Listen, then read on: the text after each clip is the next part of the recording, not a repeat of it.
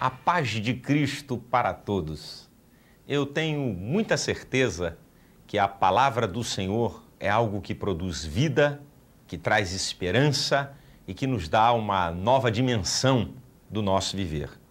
Eu estou apresentando para você mais uma mensagem que vai falar ao seu coração. E tenho também que dizer a todos vocês que nós possuímos uma série de mensagens em vídeos, em cassetes, em CDs e agora também em DVD. Se você quer receber um catálogo de todo o nosso material, é só você entrar em contato com a nossa central de telefones. É 0 operadora 21 2598 2019. Você pode receber na sua casa, no Brasil ou no exterior, todo o nosso material. Em DVD, você poderá receber legendado em inglês e em espanhol. Nós queremos pregar a mensagem que pode transformar a vida do homem. Se prepare, eu tenho certeza que Deus vai falar com você através desta mensagem.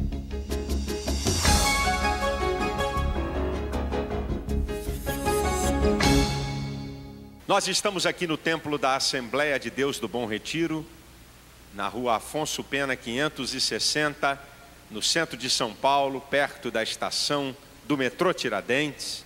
Estamos aqui no culto da quarta-feira da Vitória. A igreja cujo pastor é o meu amigo pastor Jabes de Alencar, que está ali sentado ao lado da digna esposa, da filha, do filho. A câmera pode dar ali um close aí nessa família bonita e simpática. Depois eu vou cobrar por isso, viu, querido? Pô, esse negócio assim, eu estou falando da família bonita por causa da Zilmar, da menina e do garoto, não é por tua causa não, tá? Não fica todo alegrinho não, tá? Mas eu estou brincando, Jabes é um grande amigo e essa aqui é uma igreja abençoada. E aqui tem gente de diversas denominações. E eu queria pedir a esse povo aqui, que está aqui nessa noite, que a gente pudesse dar aqui uma saudação, que nós pudéssemos dizer vitória de Deus para a sua vida, ok? Você que está aqui na igreja, você profetizasse para alguém que está vendo por uma fita, pelo programa de TV, essa pequena frase, não é? Vitória de Deus para a sua vida. Vamos lá, eu vou contar 1, 2, 3 e já, e o pessoal aqui da Assembleia de Deus no Bom Retiro vai fazer uma saudação a todos vocês que estão aí no Brasil. Vamos lá, 1, 2, 3 e já! Aleluia! Pode dar um aplauso ao Senhor. Glória a Deus. Que assim seja. Eu nessa noite, aqui dentro do templo da igreja, eu quero falar alguma coisa sobre o homem que deixou Jesus maravilhado. Um homem que deixou Jesus maravilhado. Nós todos achamos Jesus maravilhoso e ficamos maravilhados com ele. Agora, Jesus achar alguém maravilhoso e ficar maravilhado com a pessoa, a história muda. Vamos tirar algumas lições do homem que deixou Jesus maravilhado. Evangelho de Lucas, capítulo 7. Eu vou ler os 10 primeiros versículos do Evangelho de Lucas, capítulo 7, o centurião de Cafarnaum. Vamos aprender algumas coisas com a vida desse homem que deixou Jesus maravilhado. Evangelho de Lucas, capítulo 7, a partir do versículo 1, diz assim a palavra do Senhor. E depois de concluir todos esses discursos perante o povo, entrou em Cafarnaum.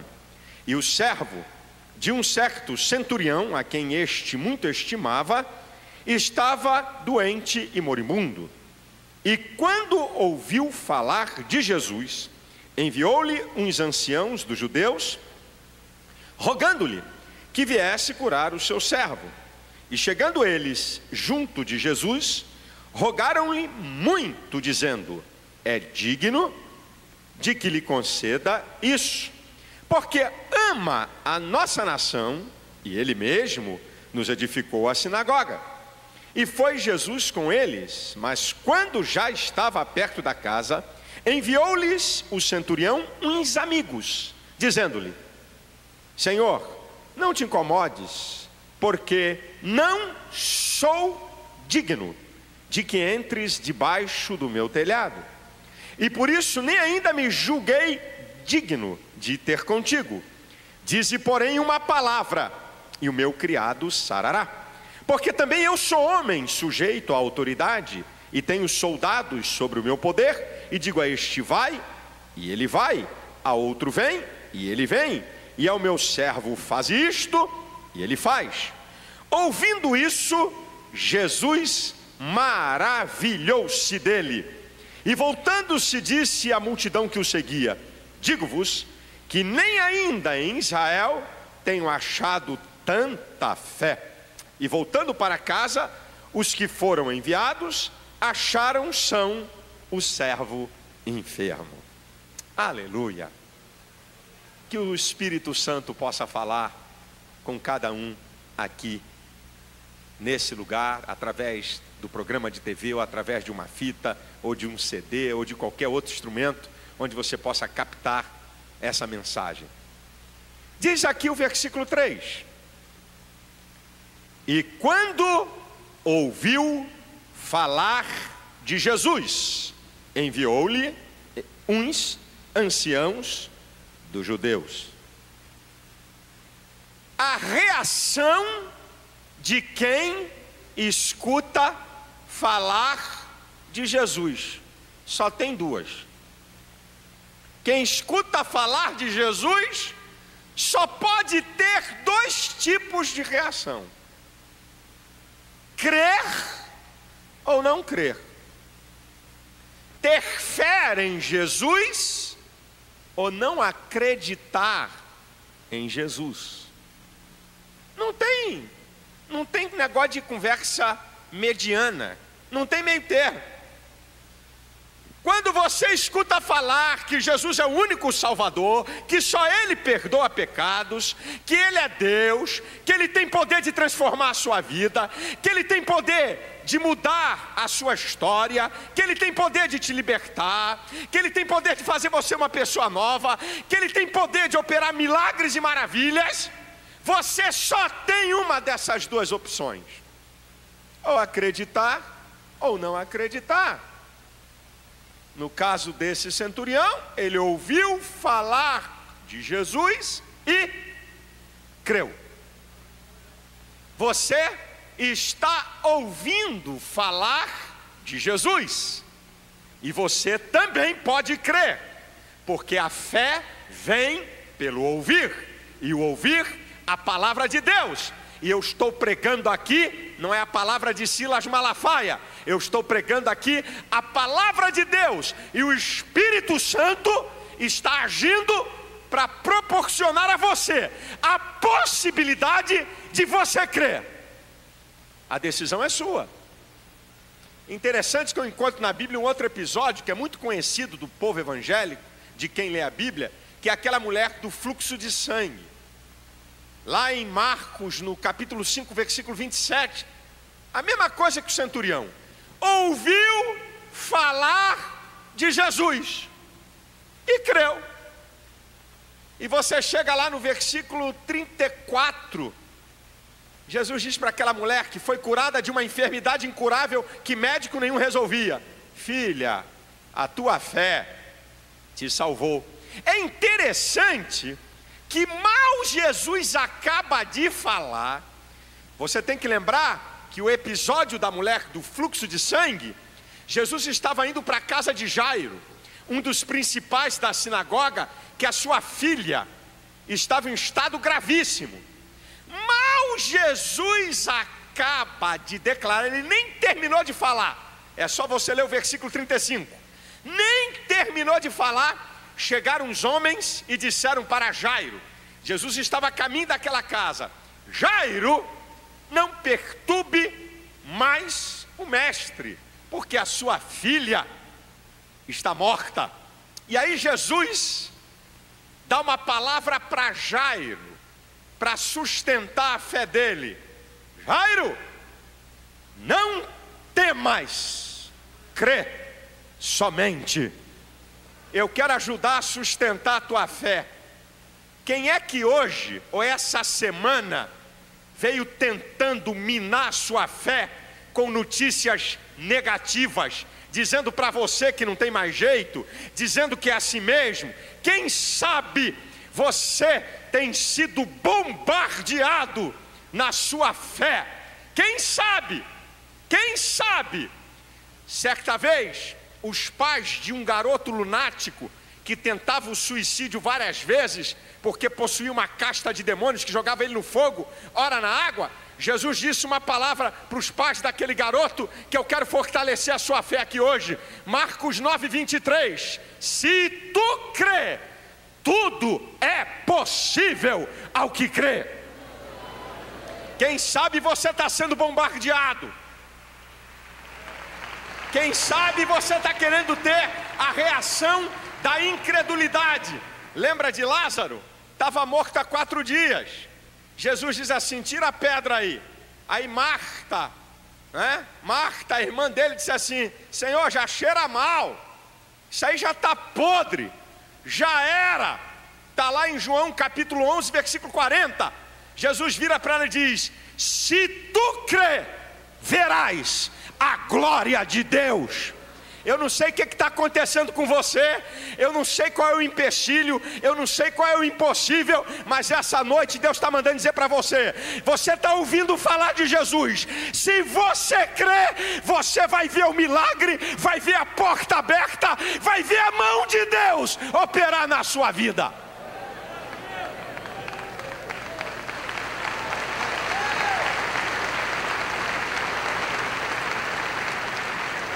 Jesus fortaleceu a fé de Jairo.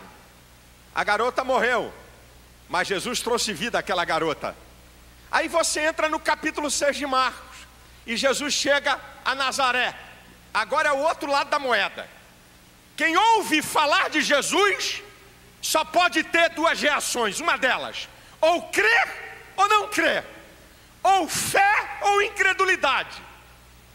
Se você pegar no capítulo 4, Jesus apazigua a tempestade. No capítulo 5, Jesus repreende uma casta de demônios. Jesus cura a mulher do fluxo de sangue. Jesus dá vida a uma garota morta. E agora estamos no capítulo 6 de Marcos, e Jesus chega a Nazaré. E diz lá o texto: ele foi pregar na sinagoga.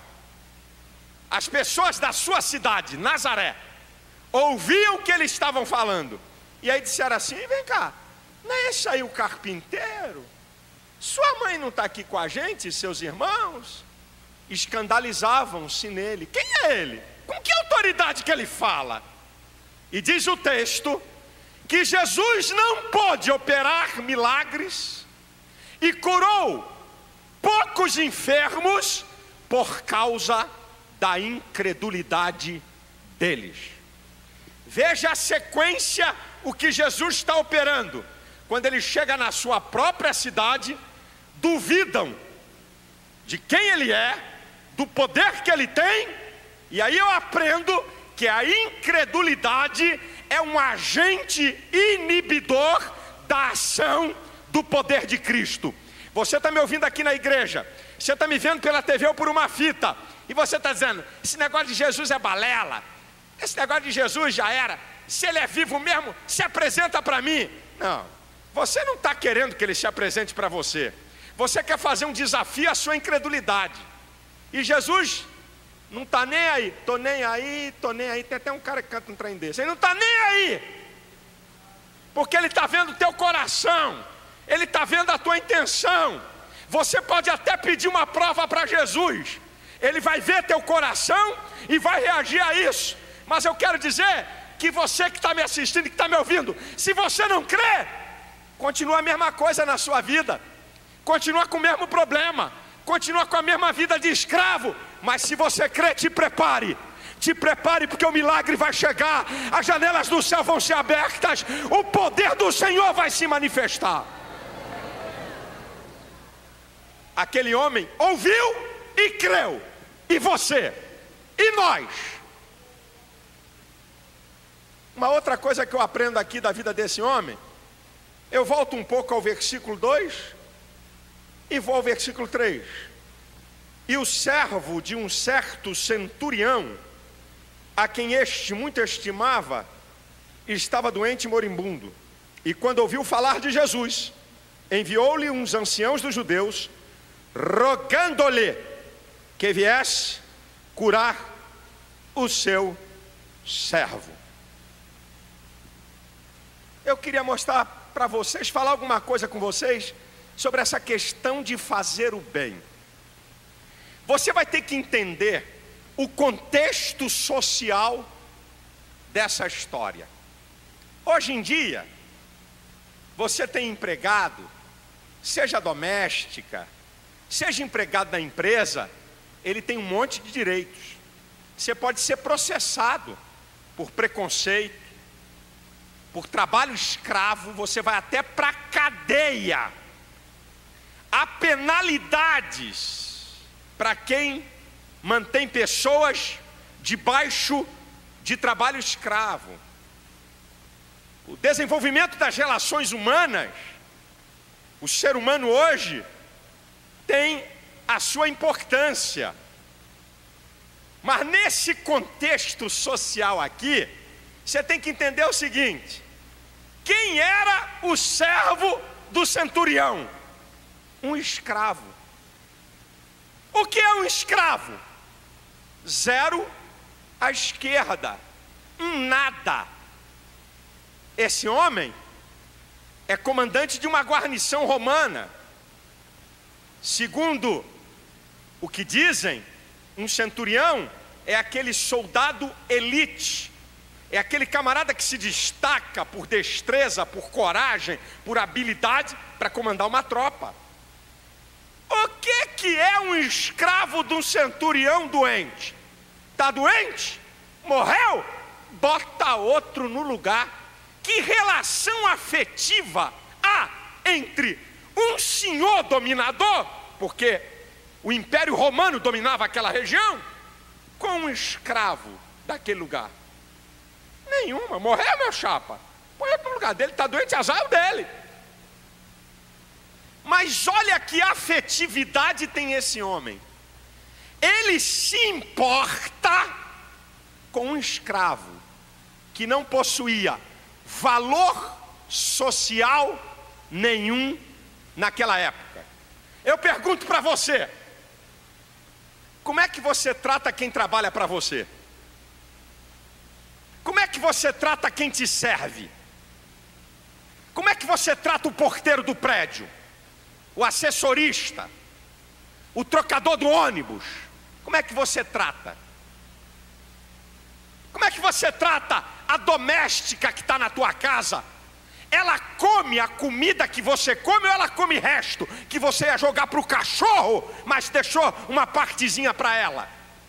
Ou você é daquele que conta o número de uvas que tem no cacho quando sai para o trabalho, para quando você chegar contar de novo, para ver se tem menos uma uva? Tem 17 uvas no cacho. O quê? Só tem 16? Chama essa menina aqui. Vocês estão rindo? Eu sei o que é que eu estou falando.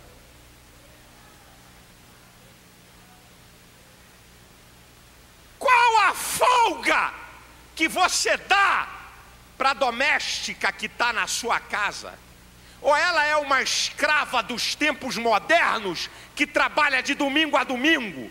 Quem trabalha na tua casa senta na tua mesa para comer com você? Como é que você trata as pessoas, meu irmão? Como é que você trata quem trabalha na tua empresa? Ah, eu vou pegar aqui, a língua está coçando, irmão. Fala Deus, né? Fala, né? Ele está falando, né? Eu lamento dizer que tem igreja evangélica. Eu não estou falando do serviço diaconal, que é voluntário. Eu não estou falando dos serviços de departamentos de igrejas, que são voluntários. Eu estou falando de funcionário que trabalha em igreja. Ele é servente, ele toma conta da portaria, trabalha na secretaria, ele é obrigado a ter horário. E aí, a igreja não recolhe o INSS dele, não assina a carteira dele, ele trabalha 15 anos lá, é mandado embora, aí ele entra na justiça e o pastor pede oração na igreja. Irmãos, o diabo está furioso. E o capeta recebe a culpa que nesse caso, diretamente, ele não tem. Uma vez um pastor veio falar comigo: Malafaia, estou numa guerra espiritual. O que houve? Rapaz, uma pessoa trabalhou para mim 20 anos, botou na justiça e a justiça está fazendo arresto do templo. Eu falei: mas por que ela botou na justiça? Qual é a história? É o diabo, você sabe, é o diabo. Aí veio na minha mente para fazer aquela perguntinha boba. Eu falei: vem cá, ela tinha carteira assinada? Você pagava hora extra quando ela trabalhava em excesso? Não tinha carteira assinada não? Não pagava hora extra não? Filhinho, ou tu arruma o dinheiro ou vão tomar o templo. E bem feito, porque nós que pregamos devemos dar o exemplo.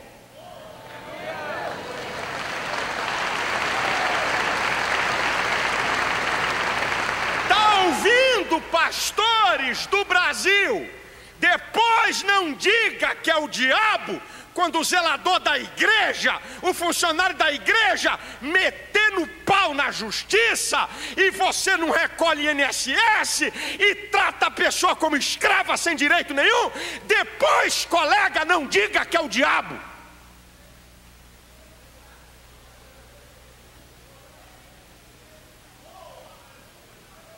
Agora um dia, agora não, hoje é quarta, segunda-feira, minha esposa coordena um grupo de terapeutas lá na igreja, já falei isso aqui, foi lá, a esposa de um ministro de louvor, que o camarada vive integral na igreja, doente dos nervos, preocupada, irmã, eu estou tensa, meu marido não tem fundo de garantia, meu marido não tem nada, trabalha igual um escravo na igreja, se acontecer alguma coisa com ele, como é que eu vou ficar? Eu tive que ir agora para um hospital público para ter neném, porque não tem garantia, não tem nada. Irmãos, a gente quer espiritualizar a coisa que a própria Bíblia deixou normas. Como é que você trata a pessoa humana? Quando a Bíblia diz que os 2 maiores mandamentos, em Mateus capítulo 22, a partir do versículo 34, o maior é amar a Deus e o semelhante a este é amar o próximo como a ti mesmo. Sabe quem é teu próximo? Sabe qual é o sentido desse texto? Qualquer ser humano que é teu semelhante. Qualquer pessoa é teu próximo. É interessante que a ciência, ela muitas vezes vem depois da Bíblia só para confirmar o que a Bíblia diz muito antes deles. Um grupo de psicólogos norte-americanos fizeram uma pesquisa científica profunda sobre pessoas que fazem o bem a outras pessoas, pessoas altruístas, pessoas afetivas. Chegou-se à seguinte conclusão, pesquisa científica, não é bico, não é chute. As pessoas que se preocupam com outras, as pessoas que fazem bem a outras, estas pessoas aumentam a sua capacidade imunológica. Isso é, o organismo fica mais resistente para combater doenças. A estima se mantém no alto. Essas pessoas têm uma harmonia consigo mesmo e com o mundo. Irmão, amado, não é à toa que a Bíblia diz em Gálatas 6:9, não nos cansemos de fazer o bem, porque a seu tempo ceifaremos, se não desfalecermos. Tiago 4:17, aquele que sabe fazer o bem e não faz, comete pecado. Romanos capítulo 13, versículo 8 e versículo 10, abertura desses versículos: a ninguém devais coisa alguma, a não ser o amor. É a única coisa que a Bíblia manda a gente continuar devendo. E o versículo 10 diz que quem ama, que o amor não faz mal ao próximo. Abençoe as pessoas, compartilhe com os necessitados, te preocupa quem te ajuda, quem trabalha com você, quem te estende a mão, trate com dignidade, que isso vai te fazer bem.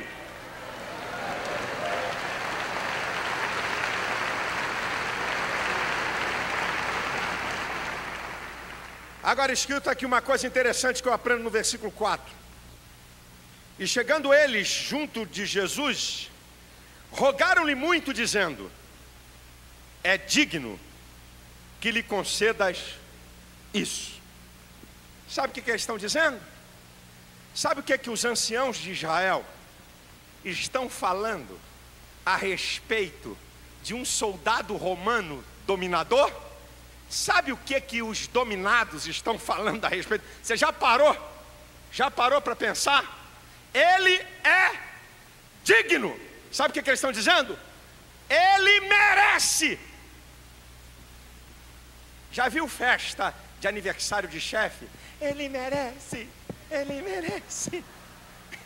É? Só falam isso no aniversário de chefe. Vocês já viram? Os anciãos de Israel, autoridades espirituais de Israel, chegam para Jesus e diz: ele merece ser atendido.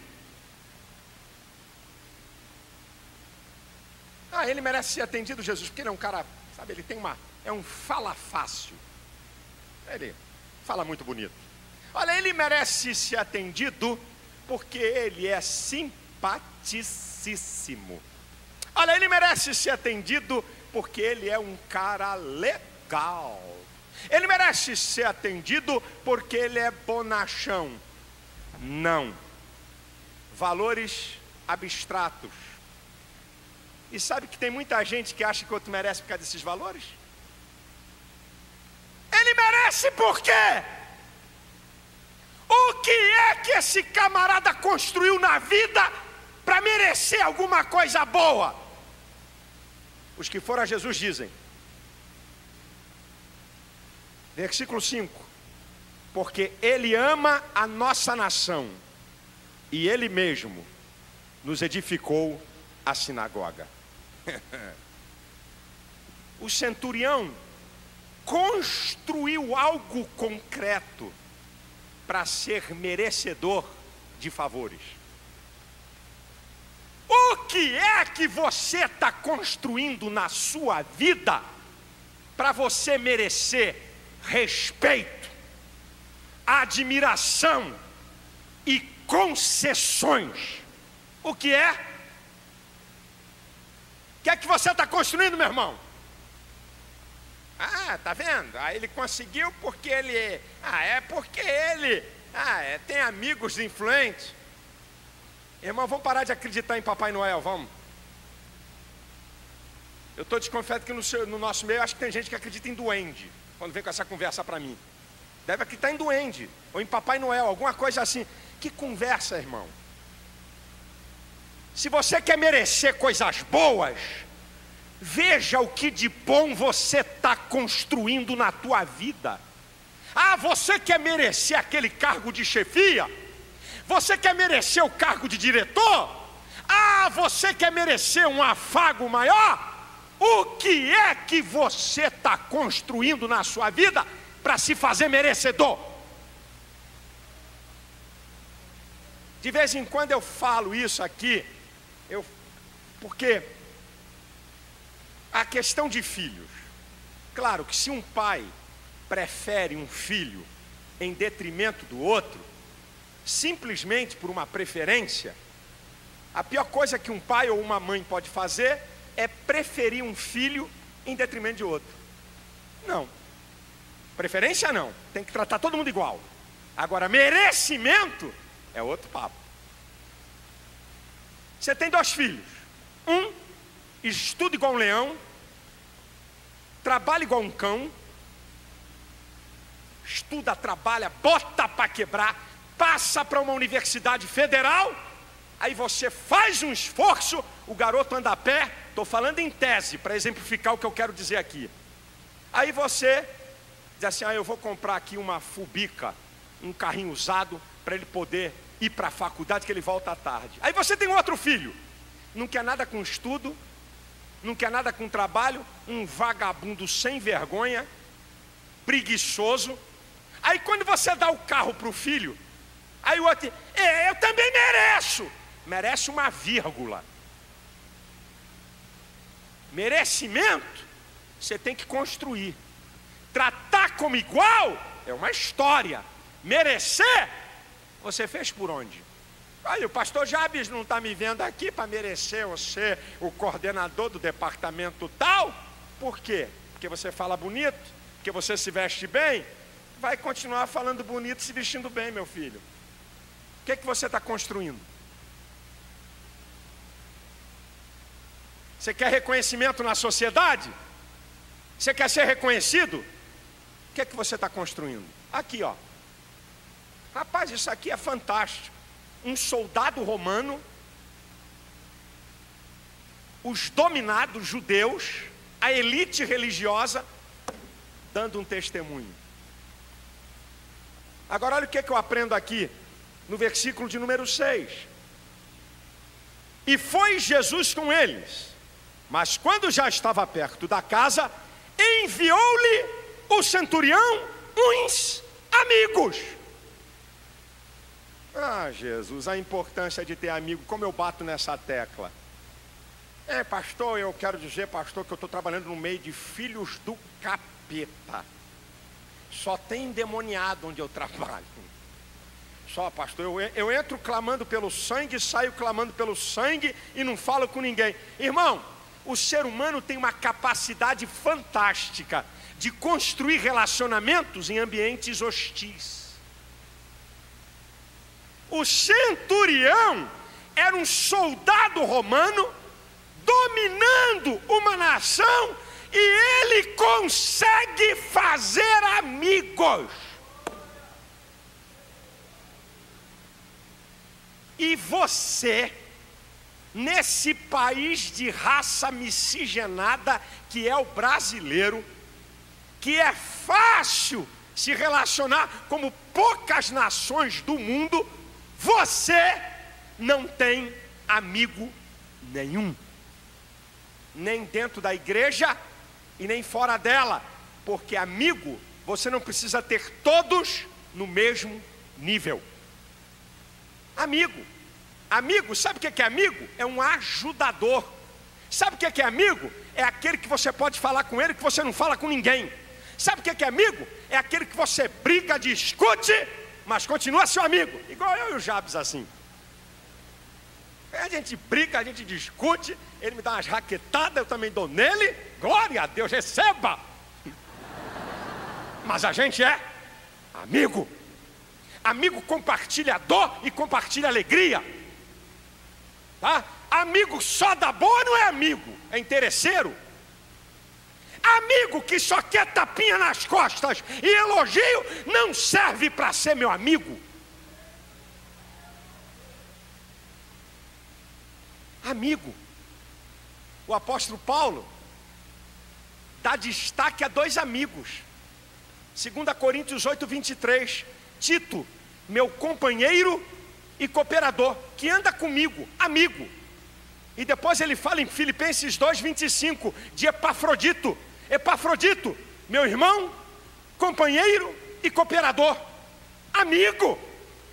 Quem são seus amigos? Na hora da necessidade, você vai recorrer a quem? Agora, tu é cri-cri, quizumbeiro, chatonildo, mala de papelão, cheia de pedra, sem alça em dia de chuva. Carrega? Carrega? É chato, é enjoado, não fala com ninguém, não conversa com ninguém, não tem amizade com ninguém. Na hora que você precisar de alguém, quem é que vai te socorrer? Pelo menos um ombro para você chorar. O ser humano é um ser social, minha gente. nós interagimos uns com os outros para nos desenvolvermos. Você tem que ter amigo. Sabe por que tem gente que tem dificuldade de construir um relacionamento mais profundo como uma amizade? Eu vou dizer para vocês por quê. Primeiro, quer que todo mundo seja igual. Segundo, não gosta de ser contrariado. Terceiro, não aceita receber críticas. 4, quer que a sua vontade prevaleça. 5, baixa estima, uma imagem negativa de si mesmo. Acha que é tão ruim que não pode se relacionar com ninguém. Ou então, o contrário disso, soberbo, metido a besta. Pensa que é melhor do que todo mundo e não pode ter ninguém como amigo.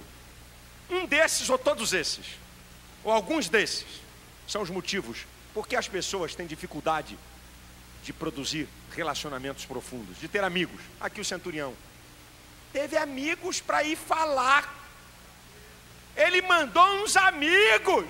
Fulano, dá para você ir lá? Dá para você ir lá e mandar um outro recado? Deixa comigo que eu vou. Eu sou seu amigo. E aí, meu irmão, sabe o que eu aprendo aqui nesse texto? As atitudes do centurião em relação a Jesus. Mas antes disso, tem uma coisa aqui que eu quero falar, que eu acho que é muito interessante. Antes de eu mostrar as atitudes do centurião, está no versículo 6. O centurião enviou-lhes uns amigos dizendo: Senhor, não te incomodes, porque não sou digno de que entres debaixo do meu telhado, e por isso nem ainda me julguei digno. Os anciãos dizem: Jesus, ele merece. Agora ele diz: eu não mereço. Sabe o que eu aprendo aqui? Que esse homem tem um tremendo senso crítico. E o senso crítico nos ajuda. Pelo menos 3 coisas que o senso crítico produz. Por favor, guarde isso que eu vou falar para você, que isso vai ser muito útil para a praticidade da tua vida. 3 coisas que, pelo menos 3, que o senso crítico produz. A primeira, faz a gente reconhecer quem somos. A segunda, evita a soberba. Porque afinal de contas, você faz um olhar introspectivo e vê seus limites e defeitos. Isso é uma trava contra a soberba. Geralmente o indivíduo soberbo não tem senso crítico. E terceiro, como o senso crítico faz você olhar para dentro de você e ver seus defeitos, ele se torna uma força motivadora para você querer melhorar sempre. Porque quando você olha para você, você vê que você nunca é 100%. Então você quer melhorar. Então o senso crítico, ele trabalha nessas 3 áreas. Você reconhecer quem você é, evita você ser dominado pela soberba e faz com que você procure a cada dia melhorar. Esse homem aqui tinha senso crítico. Desculpe a expressão, simancol. Rapaz, coisa feia, gente que não tem senso crítico. Jabes, eu me lembro, há 20 anos atrás, na época do LP, eu estudava no Instituto Bíblico Pentecostal, e eu tinha um colega de classe que gravou um LP. Eu nunca vou me esquecer dessa cena. Ele disse: Malafaia, fala lá com o teu sogro, pastor da Assembleia de Deus da Penha, para mim cantar lá num domingo. Eu gravei um LP muito abençoado, muito abençoado. Os hinos são meus. Vocês sabem que eu canto muito, né? Vocês sabem disso, né? Se eu começar a cantar, tem até pena de vocês. Mas eu vou cantar um pouquinho melhor do que ele, de uma das músicas que era a música-chefe do LP, a música que dava nome ao dito cujo.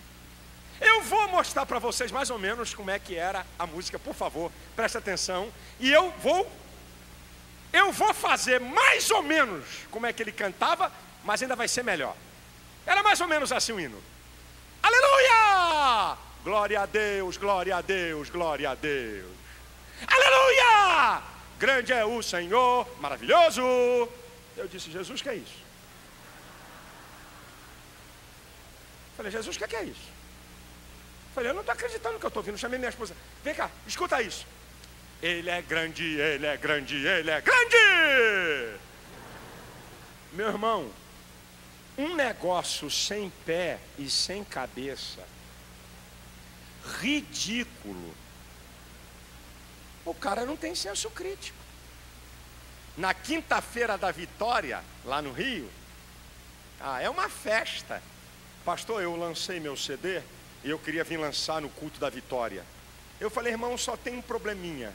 Primeiro, eu tenho que ouvir o seu CD. Segundo, eu tenho que aprovar. E terceiro, o irmão não pode ficar aborrecido se eu disser que aqui você não canta. Aceita? Não, pastor, eu aceito porque eu tenho certeza. E aí, a hora de eu fazer a análise é quando eu estou indo da minha igreja para minha casa, que eu moro a 26 quilômetros da igreja, e eu estou com a minha esposa e minhas duas meninas. Aí eu digo para a Elisete, coloca o CD. Aí coloca o CD. Aí a minha menorzinha, muitas vezes, é a primeira a falar, eita, canta ruim lá na China. É a primeira logo a dar o alerta. Aí eu digo para minha esposa, minha filha, está na hora de eu fazer o lançamento. Abre o vidro do carro. Eu vou fazer o lançamento. Só que não é lançamento na quinta-feira da Vitória, não. É lançamento pela janela.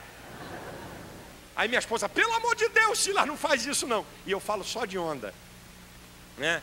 Aí dá vontade de dizer para o irmão, eu posso fazer um lançamento aqui na igreja, na quinta-feira, do 5º andar aqui do prédio, para o terreno baldio que está do lado, dá para me lançar. É uma vergonha a falta de senso crítico. O pastor Valdir Neves, de saudosa memória, que foi meu professor no seminário, era um cara muito positivo. Você conheceu ele? Cara positivo da Assembleia de Deus de Cordovil. Ele disse que tinha um cara lá, ruim de tudo, de serviço, de trabalho, de fala, preguiçoso. Um dia o cara chegou para ele e disse assim, pastor, o senhor agora vai ter que me consagrar e me enviar para a obra. Aí o pastor Valdir disse, meu filho, o que houve? Eu tive uma revelação. Meu filho, que revelação? Eu vi 3 letras, VPB, vai pregar a Bíblia. Aí o pastor Valdir disse assim, a revelação está correta, a interpretação é que está errada. A revelação está correta, a interpretação é comigo, vai plantar batata. Senso crítico. O cara quer um lugar na igreja, pastor Jabes, mas não dá para o lugar. Ei, pastor, eu quero cantar, porque para Deus serve, a Bíblia diz que é para cantar bem. Quando a gente canta ruim como eu, olha, Deus aceita o louvor e a adoração do maior desafinado que tiver aqui, que vai fazer parceria comigo. Deus aceita esse louvor e adoração, mas na hora que eu quero ser usado ministerialmente, eu tenho que ter a capacitação. Deus pode usar qualquer crente para pregar para o maior bandido ou para o homem mais rico e ganhar para Jesus, mas não significa que ele está capacitado a ministrar aqui no púlpito. E você tem que ter senso crítico, senão a garotada diz que tu está pagando mico. Lembra da brincadeira de mico preto? Eu me lembro da brincadeira de mico preto. Quem ficava com mico tem que fazer uma palhaçada. Você vai pagar mico, porque você está querendo uma coisa que você não é. Você está querendo um lugar que não é para você. Tem um lugar para todo mundo nessa vida e na obra de Deus. Tenha senso crítico para saber da sua competência, do seu valor e dos seus defeitos, para que você possa aproveitar da melhor maneira o seu potencial e ser bênção para essa nação e para o reino de Deus.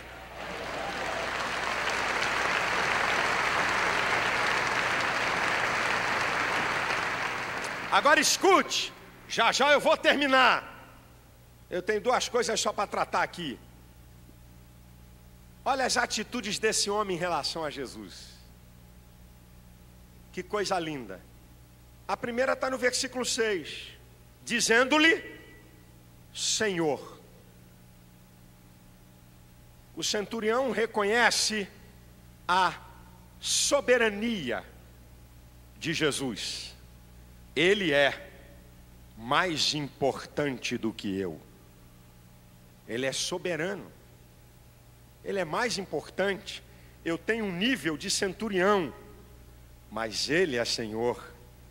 Filipenses 2:9 diz que Deus o exaltou soberanamente e lhe deu um nome que é sobre todo nome, para que todo joelho que há nos céus, na terra, embaixo da terra, se dobre diante dele e toda língua confesse que Jesus Cristo é o Senhor. Ele é soberano.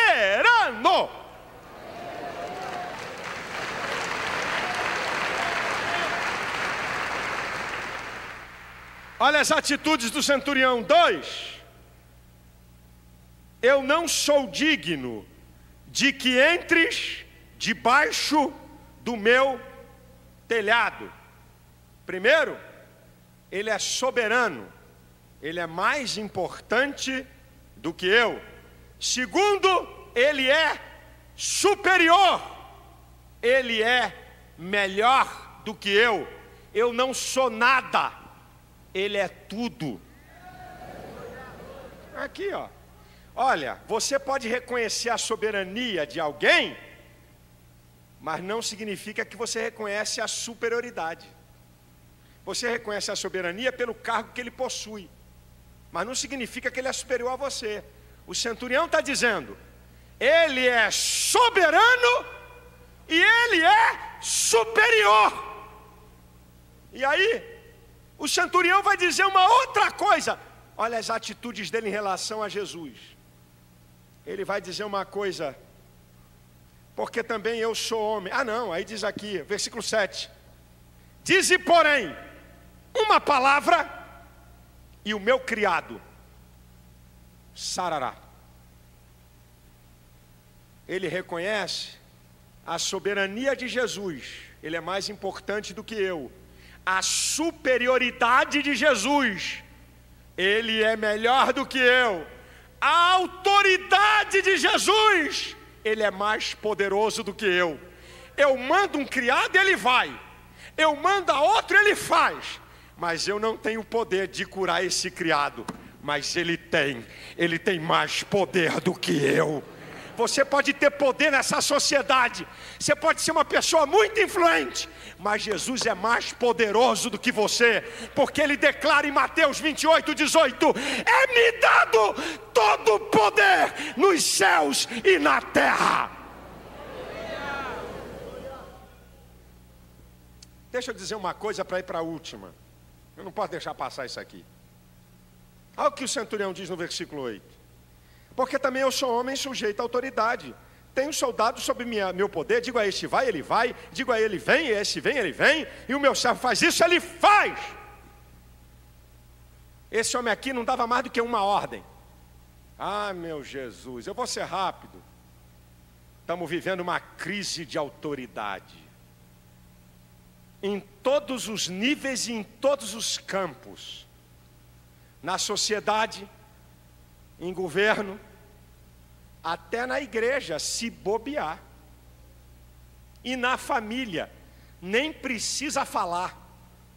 Moleque de 10 anos que mete dedo na cara de pai e de mãe. Moleque de 7 anos e 6 que dá chute na mãe. Porque o pai é um pai naca. E deixa eu dizer uma coisa aqui para os homens que estão me vendo, me ouvindo. Se há rebeldia na sua casa, de algum filho, não culpa a sua mulher não, porque a lei e a ordem na casa é dada ao homem. O Senhor não cobrou a mulher de Eli a rebeldia dos seus filhos, o sacerdote, mas a ele, a mulher de Eli nem é citada. o que as ciências humanas falam hoje, o que a psicanálise fala hoje, que a lei e a ordem é dada pelo homem na casa, a Bíblia mostra a autoridade do homem lá atrás. É você, meu irmão. Se tu tem filho rebelde, está faltando autoridade em você. Pai foi feito para mandar, e filho foi feito para obedecer. Se ele não quer te obedecer, então não fica debaixo do teu teto. Você tem que impor isso a ele. Você tem que ter autoridade. Pastor, meu filho cheira cocaína e fuma maconha. Eu deixo ele cheirar cocaína e fumar maconha aqui no quarto, aqui em casa. O que é que eu vou fazer, pastor? Pastor, meu filho enche a cara e eu tenho um cantinho na geladeira para a bebidinha dele. O que é que eu vou fazer? O que é que tu vai fazer? Tu quer cheirar cocaína? Tu quer fumar maconha? Daquela porta para fora, meu chapa. Tu faz o que tu quer, mas aqui dentro dessa casa quem manda sou eu. E aqui você não vai entrar assim. Põe essa autoridade, meu irmão.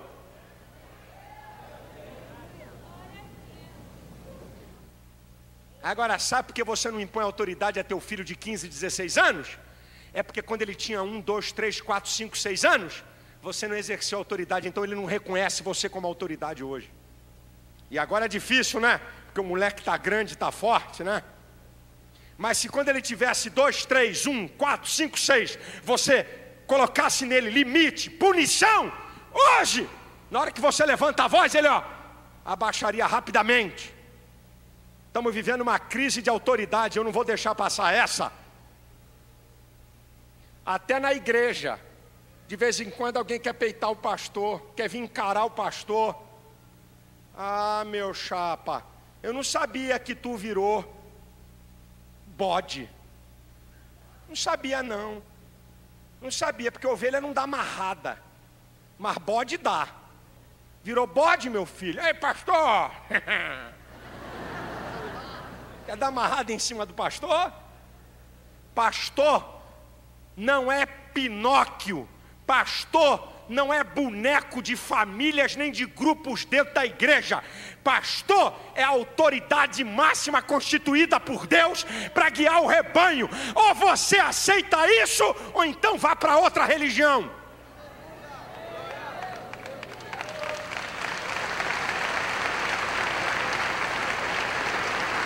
Coitado do pastor que vira marionete de grupos. Olha aqui, você é deputado, você é senador, lá, aqui, você é ovelha. Você é o mais rico industrial da cidade, ok, aqui você não passa de ovelha. Você é o que? Juiz? Juiz, desembargador, muito bom, pessoa de respeito. Aqui, ovelha. Você é coronel, é general, é almirante. Aqui, ovelha. Aqui você não passa de ovelha, e você vai ter que aprender a respeitar e a se submeter à autoridade pastoral. Se você não se submete à autoridade pastoral, você não conhece Bíblia, não se converteu, não conhece Evangelho e é rebelde.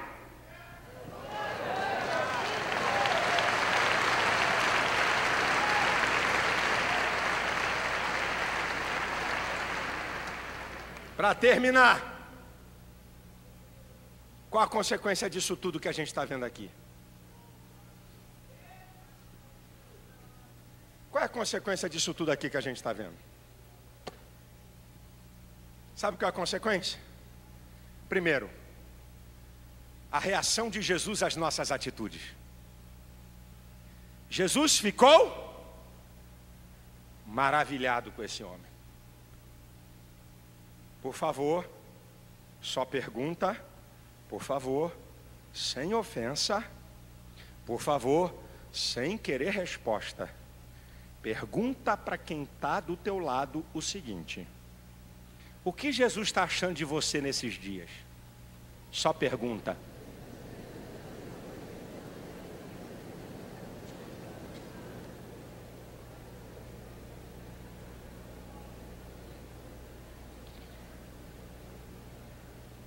A reação de Jesus às nossas atitudes. Número 2, ao resultado. Irmãos, escute o que eu vou dizer, eu já vou terminar. Escute o que eu vou te dizer. Jesus não está olhando o teu penteado, se você veste amarelo ou azul, qual é a cor do seu brinco ou do seu colar, como é que é a retórica da sua oração. O foco do olhar de Jesus é para a nossa fé. O que é que Jesus falou para esse homem? Eu nunca vi tamanha fé em Israel. Lembra do paralítico e os quatro caras que levavam um paralítico, em Cafarnaum também, Marcos 2. Quando aqueles caras sobem o telhado e descem com o paralítico, a Bíblia fala no plural. Jesus viu a fé deles, não é a fé do paralítico, a fé dos quatro. Olha para onde Jesus foca. Lembra da mulher cananeia que saiu gritando atrás de Jesus, para Jesus ter misericórdia dela? E que Jesus disse que não ia tirar o pão dos filhos para dar aos cachorrinhos, e ela diz que também os cachorrinhos comem da migalha que cai da mesa do Senhor. Mateus 21, 28. Jesus vira e diz: mulher, grande é a tua fé. Lembra da mulher do fluxo de sangue que eu falei no início da mensagem? O que é que Jesus diz no versículo 34 de Marcos 5? Mulher, a tua fé te salvou. O Senhor está olhando para a sua fé, meu irmão. Não é para a tua cara, não é para a tua aparência, não é para a tua eloquência. Ele está olhando a tua fé e Ele vai agir segundo a sua fé. Ele vai agir segundo a minha fé.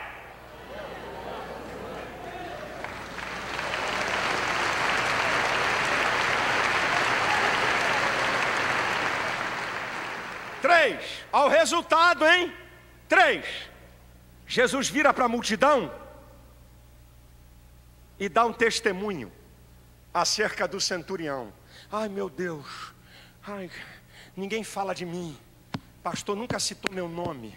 Meu Deus, eu estou com um problema lá. Quem é que vai falar por mim lá no diretor da empresa? Psst, Deus está mandando dizer aqui para alguém. Jesus está olhando para você. Se Ele ficar contente com você, se Ele vê a sua fé, Ele vai fazer com que o Espírito Santo fale a teu respeito com quem tem que falar. Jesus fez uma propaganda do centurião. Não fica preocupado com a tua reputação, não. Fica tranquilo. Onde for necessário, Jesus vai falar de você. Ele tem meios de levar o teu nome para quem precisa ser levado. Sossega teu coração aí. Eu aprendo uma coisa. Quem tem encontro com Jesus tem resultado. E quando voltaram aqueles que foram enviados, encontraram o servo doente são. Querido, encontro com Jesus te prepara. Sabe qual vai ser o resultado? O resultado é janela do céu aberta, bênção de Deus sobre a sua vida, milagre do Senhor, o impossível se torna possível, a bênção chega até você, a cura chega até você. Não vai passar em branco a sua relação com Jesus.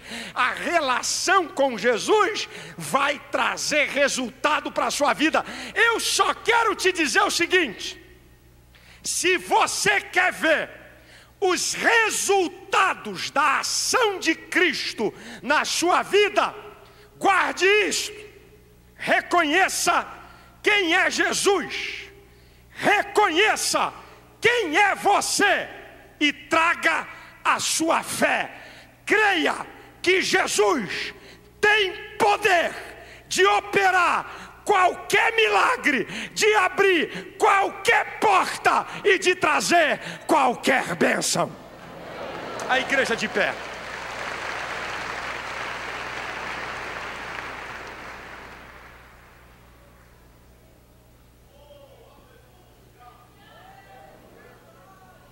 Eu quero fazer uma oração. Eu não quero fazer uma, eu quero fazer duas. Talvez tenha alguém aqui que não precise de oração, pode sair, não tem problema não. Você não precisa de oração nenhuma, não. Fica tranquilo. O ônibus é mais importante, o metrô é mais importante, eu entendo isso. Pode ficar tranquilo. Eu quero fazer duas orações aqui. Uma vai englobar todo mundo que está aqui. Mas a primeira é exclusiva. Você ouviu aqui eu falar de Jesus. Você só pode reagir de uma daquelas maneiras que eu falei. Ou você crê ou você não crê. Ou você aceita ou não aceita. Fé ou incredulidade. A decisão é sua. Ninguém pode tomar essa decisão. Você ouviu falar de Jesus aqui essa noite. Como é que Jesus responde às atitudes daquele homem? Como é que Jesus responde à fé daquele centurião? Ele também quer te responder, mas ele quer ver as suas atitudes. Você reconhece a soberania dele? Você reconhece a superioridade dele? Você reconhece a autoridade de Jesus? Você crê que ele tem poder para te libertar, para perdoar teus pecados, para salvar você, para mudar a sua história? A minha primeira oração é exclusiva para pessoas que nunca tiveram um encontro real e verdadeiro com Jesus. E para pessoas que estão completamente afastadas do caminho do Senhor. Não foi Jesus que te abandonou, foi você que saiu da presença dele. Mas ele está de braços abertos querendo te receber. Por favor, nenhum irmão que precisa de oração por algum problema, por favor, não vem aqui na frente não, fica aí, espera um pouquinho, eu vou orar por você. Em primeiro lugar, eu quero orar por você. Como é que você vai reagir em relação a Jesus? Você crê ou não crê? Se você não crê, continua a mesma coisa. Se você crê, você vai ver a glória de Deus na sua vida. E se você quer, nós queremos orar por você. E se você deseja, em nome de Jesus, eu convido você a sair do seu lugar, vir aqui à frente. Eu quero te ajudar em oração. Essa igreja quer orar por você. Jesus quer transformar a sua vida, quer perdoar seus pecados. Eu quero orar por você. Vem aqui à frente. Deus te abençoe. Você quer? Eu quero orar por você. Você quer ter um encontro com Jesus? Você quer acertar sua vida com Ele? Você está afastado do Evangelho? Você está vindo aqui pela primeira vez? Ou você crê ou não crê? Ou você aceita ou não aceita? A escolha é sua. Eu não posso fazer essa escolha por você. Mas se você escolher a melhor parte, como eu estou vendo, te prepara. Se você crê, Jesus vai se manifestar a você. Em nome de Jesus. Em nome de Jesus. Vem aqui à frente. Eu quero orar por você. Aleluia.